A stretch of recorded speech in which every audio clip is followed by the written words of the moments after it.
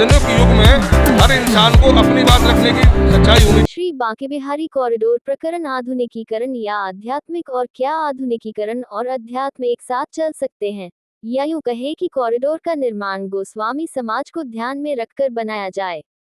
ये बात 100% सत्य है कि आधुनिकता आध्यात्म से दूर ले जाती है। जहां आधुनिकता होगी वहां अध्यात्म नहीं होगा, और श्री बांके बिहारी जी संपूर्ण विश्व के आध्यात्म के केंद्र हैं। देश विदेश से लाखों श्रद्धालु अपने ईष्ट के दर्शन करने आते हैं।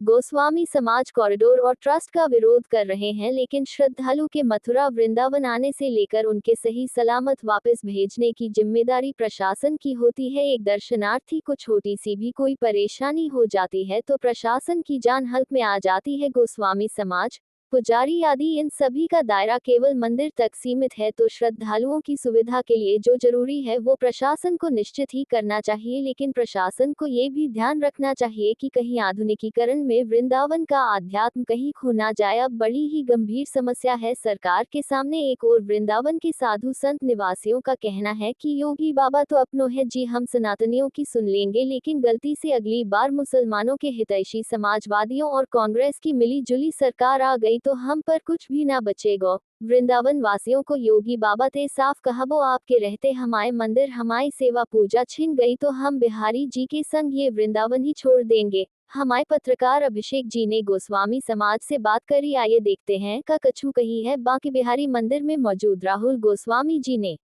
राधे राधे भाइयों, आज हम बैठे हैं बांके बिहारी जी के मंदिर के अंदर, और जो कि आपको पता ही है यहाँ पे क्या चल रहा है इस समय वृंदावन के अंदर। सरकार और गोसाई जी के बीच में जो लड़ाई चल रही है, तो उसके निष्कर्ष के बारे में हम उनसे पूछने के लिए आए हैं। राधे राधे सबको मेरी तरफ से। तो सर, मैं आपसे पूछना चाहता हूँ कि सरकार और आपके बीच की जो वार्तालाप हुई है उसमें कुछ निष्कर्ष निकला कि अभी तक नहीं निकला? अभी सरकार के कुछ जो पदाधिकारी यहाँ पर आए, उनके साथ बैठक हुई। उस बैठक में कोई निष्कर्ष नहीं निकल पाया है, क्योंकि वो अपनी शर्तों पे जो काम करवाना चाहते हैं या मांग मंगवाना चाहते हैं वो हमको मंजूर नहीं है। क्योंकि जो हमारी धरोहर है, जो हमारे पूर्वजों ने दी है, वो जो उससे छेड़छाड़ कर रहे हैं, छेड़छाड़ करना ये बिल्कुल कायदे के खिलाफ है। और इस विकास के नाम पर ये ब्रजवासियों के अब जो विनाश करने की कोशिश कर रहे हैं, ये बहुत गलत है। ये सरकार बहुत ज़्यादा अपने तरीके से कार्य कर रही है, किसी को संग लेकर के काम नहीं कर रही है।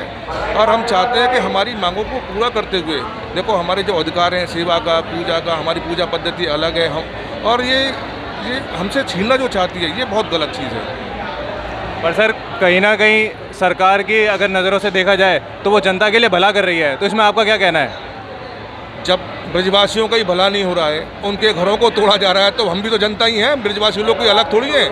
इनके घरों को तोड़ करके ये कहाँ पर हम विकसित करेंगे? और दूसरी बात ये है कि यहाँ कितना भी बड़ा कर लो, भीड़ फिर दोबारा बढ़ेगी, तो और कितना तोड़ोगे? वृंदावन को अलग कर दोगे क्या? आज जितनी सुख सुविधा देंगे लोग उसका फ़ायदा उठाएंगे, और आज लाखों लोग अगर रोज़ आ रहे हैं तो कल 5 लाख लोग आएंगे। कितना बड़ा करेंगे इसको? अरे इसमें केवल समस्याओं का समाधान ये है कि गलियों को थोड़ा चौड़ा कर दिया जाए, सौंदर्यीकरण कर दिया जाए, हो जाएगा काम। सर, सरकार वृंदावन को आधुनिक बनाना चाहती है, इसके ऊपर आप क्या कहना चाहोगे? देखो भैया, आधुनिकता और आध्यात्मिकता एक साथ कभी नहीं चल सकती है।